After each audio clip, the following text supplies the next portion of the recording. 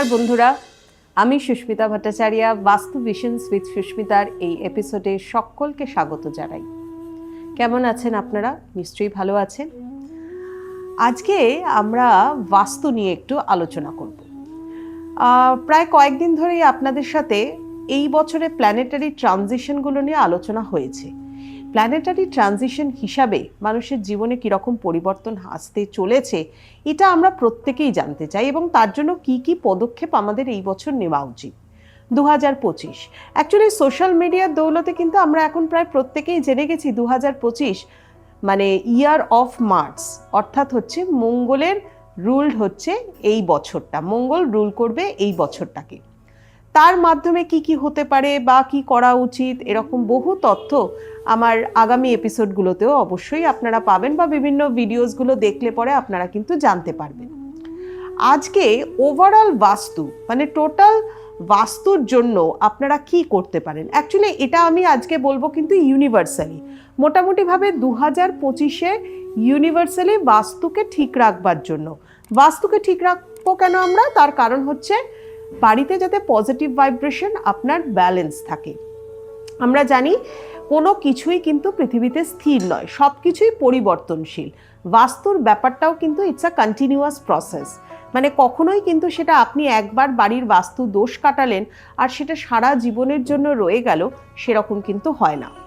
কনস্ট্রাকশনগত ত্রুটি বিচ্যুতি বা আপনার বাড়িতে কোনো কিছু লোকেশন কোন দিকে আছে সেগুলো যেরকম প্রত্যেক বছর বছর আপনি চেঞ্জ করতে পারবেন না, বাট যেটা আপনার আয়ত্তের মধ্যে, যেটা আপনি পারবেন, সেগুলোই আজকে কিন্তু আমি একটুখানি আপনাদের সাথে আলোচনা করব। কম বেশি বাস্তুদোষ হয়তো প্রত্যেকের বাড়িতেই থাকে, ঠিক যেরকম এরকম হয় না, দেখবেন বাস্তুদোষ মানে অনেকে আমাকে জিজ্ঞাসা করেন যে আমার বাড়িতে সাউথের দিকে জলের স্থান এবং সেটাকে ভাঙার কোনো প্রভিশন নেই, তাহলে আমি কি করতে পারি? বাস্তু দোষকে কাটাবার জন্য বিভিন্ন ধরনের উপায় আছে, সেই উপায়গুলোকে আমরা কিন্তু প্রয়োগ করতে পারি। ঠিক যেরকম ধরে নিন কোনো মানুষই কিন্তু পারফেক্ট হয় না, আমাদের শরীরের মধ্যেও আমাদের চেহারার মধ্যেও আমাদের অনেক খুঁত থাকে। এখন ধরুন কারণ হয়তো নাকটা অতিরিক্ত চ্যাপটা বা বোচা টাইপের, তো সে হয়তো নাকের প্লাস্টিক সার্জারি করবে না, তাহলে সে কি করতে পারে নিজেকে সুন্দর করে তোলবার জন্য? যখন কোথাও বেরোচ্ছে বা কোনো জায়গায় নিজেকে প্রেজেন্ট করতে যাচ্ছে, তাহলে অবশ্যই কিন্তু সে কী করবে? একটা সুন্দর মেকআপ করবে। ঠিক বাস্তুর ক্ষেত্রেও কিন্তু এই রকমই, যেখানে আপনার জায়গাটা আপনি ভাঙতে পারছেন না, সেখানে বাস্তু দোষের দ্বারা আপনার বাড়িতে নেগেটিভিটি তৈরি হচ্ছে, সেই জায়গায় কিন্তু আপনি রেমেডিয়াল সাপোর্টের মাধ্যমে সেগুলোকে ঠিক করতে পারেন। চলুন তাহলে শুরু করি আজকের ফার্স্ট পয়েন্ট হচ্ছে, আমরা বাড়িতে অনেক জিনিসপত্র এরকম স্টাফ করে রাখি যেগুলো হয়তো আমাদের প্রয়োজনই নেই। মানে আপনি আপনার বাড়িকে ডিক্লাটার করুন, ক্লাটার ফ্রি করুন। ধরুন আপনার বাড়িতে পুরনো ঘড়ি আছে, পুরনো কাগজপত্র রয়েছে, পুরনো নিউজ পেপার রয়েছে, প্রথমেই ডিক্লাটার করুন, আপনার বাড়িটাকে পরিষ্কার পরিচ্ছন্ন করুন। যদি আপনার বাড়িতে কোনো স্টোর রুম থাকে এবং সেটা যদি ঈশান কোণের দিকে থাকে, তাহলে কিন্তু আপনার জীবনে কোনোদিনই উন্নতি আসবে না। তার কারণ হচ্ছে ঈশান কোণ হচ্ছে ভগবানের স্থান। আমাদের বাস্তুর মধ্যে সব থেকে ইম্পর্টেন্ট জায়গা হচ্ছে নর্থ ইস্ট কর্নার, এবং সেই নর্থ ইস্ট কর্নারে যদি কোনো রকমভাবে আপনার বাড়িতে কোনো কিছু জিনিস আপনি স্টোর করে রাখেন, ইনফ্যাক্ট আমরা স্টোর করি কোন জিনিসগুলো যেগুলো আমাদের সবসময় প্রয়োজন লাগে না, সেরকম জিনিসই তো আমরা স্টোর করি। তো সেই জিনিসগুলো যখন আপনি স্টোর করছেন, আপনি কিন্তু আপনার উন্নতির জায়গাটাকে ব্লক করে দিচ্ছেন।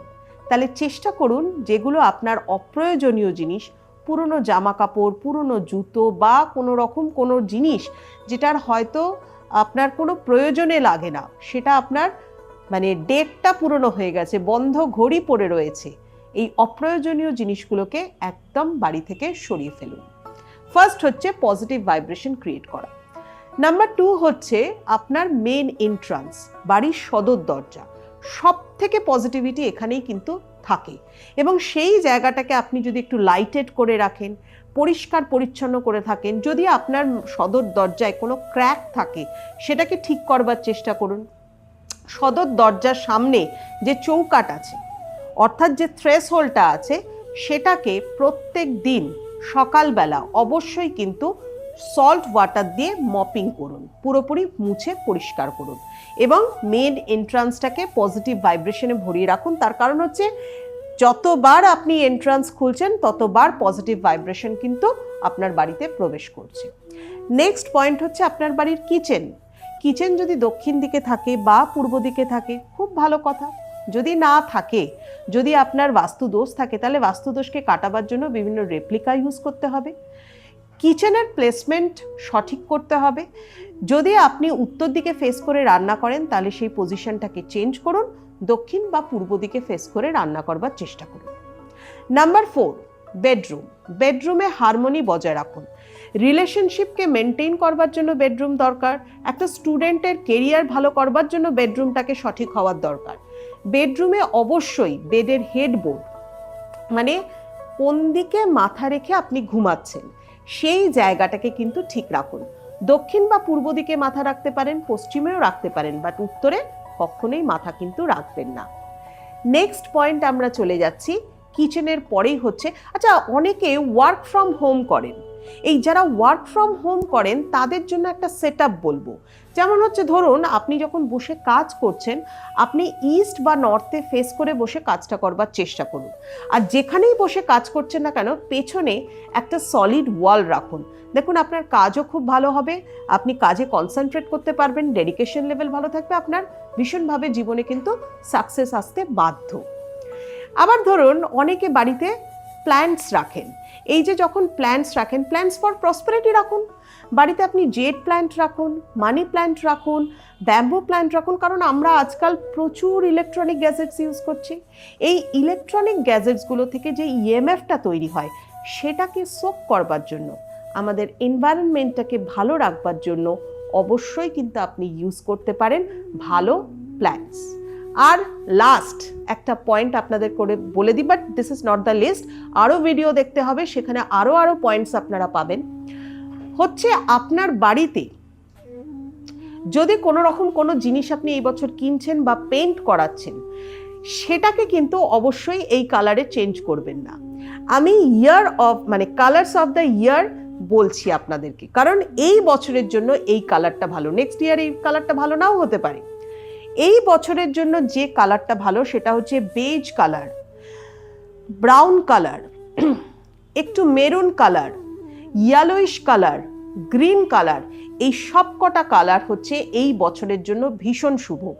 যে সমস্ত কোনো শুভ কাজে আপনি যাচ্ছেন বা বাড়িতে কোনো শুভ জিনিস আপনি আনছেন, সেগুলো যদি এই ধরনের কালারকে মেনটেন করে করতে পারেন, এই বছরটা আপনাকেও কিন্তু ভালো ফল দেবে, জীবনে অনেক প্রসপারিটি আসবে, সাকসেস আসবে। তবে যাই করুন না কেন, বাস্তুতে 5টি তত্ত্ব, পঞ্চতত্ত্ব অর্থাৎ 5 এলিমেন্টসকে ব্যালেন্স করে কাজ করবেন। যাই হোক, বলতে বলতে অনেকক্ষণ টাইম পেরিয়ে চলে আসলাম আমরা। আরও কথা শুনতে আরও ভিডিওগুলো ফলো করুন, আরও তথ্য জানুন, নিজের জীবনটাকে অনেক বেশি প্রসপারিটিতে ভরিয়ে তুলুন। আজ আসি এই পর্যন্তই, বাই।